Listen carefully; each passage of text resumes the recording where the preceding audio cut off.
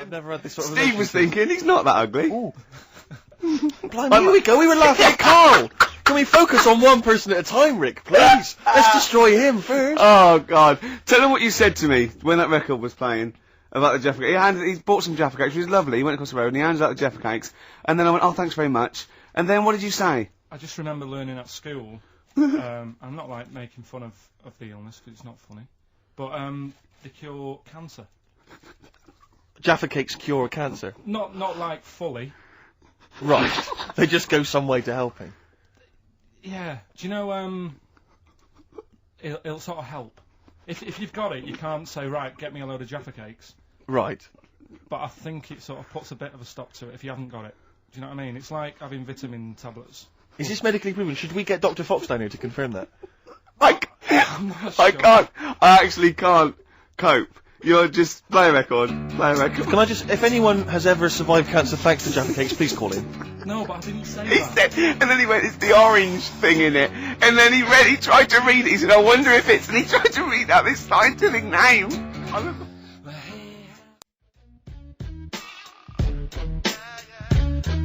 Farrah Munch, got ya.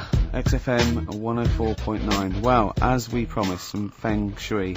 What do you want to know? Ratio of windows. It's one of those little books that you see at the sort of like the front desk of like Waterstones or Dillon's or one of those. And it's just, it's a little guide. It's, should I say what it is? I'm allowed, aren't I? Lillian Two's little book of, feng shui. And, obviously you can't go into it in depth, but it's some little, you know. Just some little sort of nuggets, I suppose. Yeah, ratio of windows. The ratio of windows to doors in your rooms should not exceed 3-1. Too many windows calls all your luck to seep away. Obviously. Hello. It is also better not to have windows on the wall opposite the door. Is that the case in your place, Karl? Because you may need to brick that up when you get back later. I always remember, I used to work nights. Yeah. Right? And it was when my brother just sort of got kicked out of the army. Yeah. And my mum and dad went away on holiday, so he was staying with us. He's got to write a book, this bloke. You have got to write a book, Karl. Go on. I came back, Yeah. and there was women everywhere. There's women in every bed in the house. I thought, where am I going to sleep? Had he set up a brothel? What? So, no, it's just a bit of a one.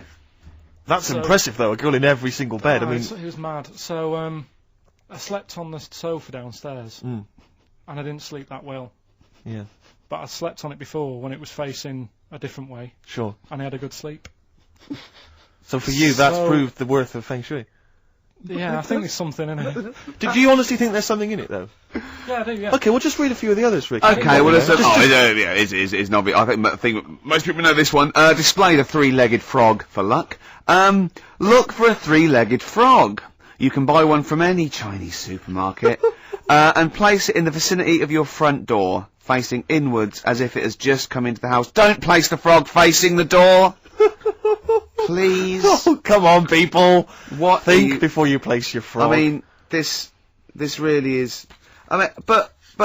What's the last page? Because that will be the most important one. Do you reckon? Yep. The last one, I the wealth vase. Make a wealth vase and keep it hidden in your cupboard. It can be made of gold, crystal, or glass. Can I just say something? If you've got a vase made of gold, you're probably all right for money anyway. Yeah, sure. But this is the wealth vase. How to make the wealth vase? Fill it with semi-precious stones and with soil taken from a rich man's garden. So just find the soil of a rich man. Take some soil from the... This is like bury a piece of steak and the water will go. Yes. I have a tooth of frog. This is... It's the one where with the gods. Can you find that one? Oh, where's that one? Yeah. What do you make of feng shui, Karl? Is it something you believe in? Well, like I said, I didn't sleep well on the sofa when it was. So for you, that's proof positive. Yeah, you've got to get it right, haven't you? I'd like Karl to read this out. Okay. Yeah, do you mind? Read it out. Just read it out loud. Which one? Yeah, the gods are here. Right. Okay. Just read that. That's such a good bit. Invite the gods. Yeah. Of wealth into your home. Yeah. The Chinese have several gods of wealth. Yeah. Which they display in their homes to attract what? Prosperity. Prosperity. Oh yeah. Yeah. My personal favourite is T.C. Chi Yi, Yeah. who sits on a tiger. He sits on a tiger? Yeah. Okay. Wait. It's pretty difficult to find this fella. Yep. If you could use Kang Kung or the 3-star gods, oh no. Read them out! Read out the names of the star gods. F-U-K. Read it out! Just read that! It's a Chinese god! You're allowed to say Chinese god on the radio. No. You are allowed to say Well, if you're allowed to say it, you say it then. Well, look, you're so immature. Read the three of them out, Rick. Okay, if he is difficult to find, you should use Quan Kung or the three star gods, Fuck, Luck and Sao, all of whom bring wealth and prosperity. Now, what were the names of the gods again? Because if I'm making a note at home, Rick, Well, I better... it's a Chinese god. Yeah, there's Quan Kun, or you can use Luk Sao. You can't. What? But it's a god. F-U-K. That's how it's pronounced. Yeah, I assume. I don't know if we're pronouncing it wrong. I really apologise. Apologies if we're offending anyone who's of an Oriental persuasion. But that's Quan Kun or Luk Sao or Fuck. And any of those gods are available at a Chinese supermarket. Near you. Yeah. That's Feng Shui. It's an ancient art. You can't give me that look. I mean, when you've been saying I've got a round head, I was a bit like, yeah, everyone has. Stop having a go. Yeah. And then I saw this picture last week. I thought, God, he's right. Can't we just pop it on the XFM website? I'd rather not. I'll go on. Just get Steve, someone. have you seen that man in a jar without a brain? Sorry, is that something? Is that a product you can buy? In like Sainsbury's? Is it a dream you had yesterday? Man in And a you wondered if jar. you could. Can I? Yes, hello. Could you make my dream into reality, please? Oh, we can't actually, sir. In plastic would be good. Sorry, what do you mean? In the future, you'd be able to download your dreams and then just like act them out again, probably in the year 2000 or something. Soothsayer. No, there's some museum somewhere Yeah. that's got this little fella who was born without a brain, and he's in a jar, and it's just that he's got a really round head. Right. And when I saw this picture, I thought, God, it just reminded me of this little fella in Yeah. a jar. Oh, and what do you mean he's born without a brain? He was born without a brain. So it's a baby. It's not a little fella. Yeah, but it's working. Do you know the difference? Do you have conversations with like people in prams thinking that fella's little and he doesn't talk much? Yeah. You know, babies aren't like little people. Well, maybe... Well, they are little people, but I mean they're not very small adults. They're not like midgets. They don't do a job of work, is what we're saying. yeah. You're very there. What do you mean? I didn't read about it, I just saw the picture. And This it is looked where like you're a going man. wrong, Carl. This is always your mistake. You see the picture, you don't read the little caption. But what do you mean? How do you think- guess at what you think the meaning But is. how did you know he didn't have a brain? He said something like the brainless man. Yeah, but people say that about you. It doesn't mean you literally you haven't got a No. spinal. I bet somebody's seen it and knows what I mean. It's a famous picture. It's Right, like- call in 08700 800 1234. Once again, you win a prize if you can tell us what Karl is talking about. Just in general, it's an ongoing competition. We're trying to find some CDs to anyone who knows what Karl is talking about. Stereophonics, Vegas, 2 times. Well, we've had calls confirming that there was indeed, a fetus, or a stillborn child. A pickled baby. A pickled baby. No wonder it died. Born without a brain. But everyone has, you know, pointed out that it wasn't a little fella. It certainly wasn't a little fella. no. But because it had been in the jar for a long time, I think it had aged a bit. What are you basing that on? You do carry on growing, yeah. Yeah, of course. Yeah. Well, your ears and your nose. Your ears and your nose. And your eyes don't grow, so, Yeah. you could probably, yeah. I'll dig it out for you. Yeah. Imagine if like there was an experiment where they were raising a child just based on the information that we said on the radio. What kind of a person It was like would they download, be? yeah. And it What kind of just, information would they and have? it took everything literally. Exactly. Who needs enemies? Good question, lads. Nobody. This is XFM 104.9. I'm Ricky Gervais. Oh, they should print a little book of those. They're great. Oh, how you can relate any song or artist to anything else.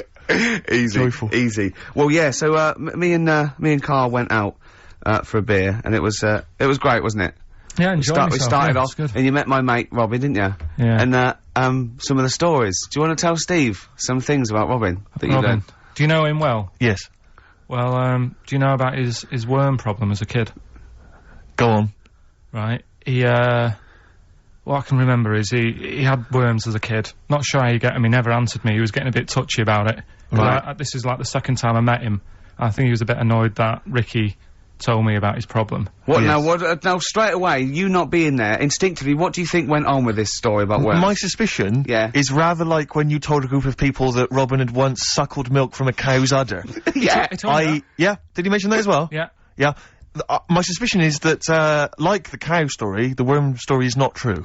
But And why Robin- would he get so sort of uppity about it. Well, Because imagine it's if not true. imagine if that wasn't the first time he'd done it. Imagine if he did that every single time he was with somebody for the first time and Robin was just met them. He will tell that story to anyone. But they do say there's no smoke without fire. Oh, Robin! I also told him. That's a fable. I also told him that the way Robin cured these worms Yep. was because the doctor told his mother, right, to hold a piece of ham or cheese near Robin's anus so the worms would come out for the food, and he believed it. I'll tell you why, though. I said to Robin used to sit on spam to try and get the worms out, and he believed it. But Steve, right, do you remember that story about 3 or 4 years ago where there was some bloke in the army, he went away to somewhere, Vietnam or whatever, he was messing about in the woods, Messing about in the woods.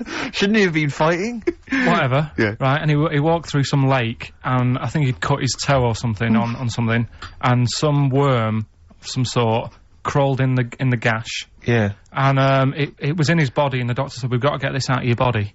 So what they did was, they said, right, the thinnest part or something of your body that things can crawl through is on the top of your head. So they wrapped Where the skull is. So they wrapped some bacon. No, they didn't! They did. Ah! That's Oh, that right. thing. So Everyone. he's gone in by the toe. So what we do is, I'll tell you what, that worm's probably heading straight for the head. We'll put a bit of bacon on it. The thinnest part of the body is the skull. Of course it's not the thinnest part of the body. It's where your brain case is, isn't it? It's the skull. There was a reason for it, and it was like they stuck some bacon on his head. And As ever, the vital piece of information, i.e. the reason, Karl seems to have forgotten. because the worm was in his body, and they said everyone likes the smell of bacon. Oh, including even a worms. worm. Again. Even a Vietnamese lake worm. They Oh, they love Remember bacon. Remember last week when I said about the little fella with the bone with no brain, and you were proved wrong? No, Please. no. We were saying it wasn't a little fella. We were saying it was a stillborn child. It wasn't a little You're fella. changing it now. You weren't having any of it last Right, week. hang on a minute. I'm getting confused. There was a Vietnamese snake that went inside of a No, soldier. worm. A little, like, maggot or some sort that you have to get out of your body because it causes problems. Yes, and so in order to get it out of the He runs body, amok. they strapped bacon to his head. Yeah. That is great. This doctor. And did that work? I think so. They had a picture of him smiling.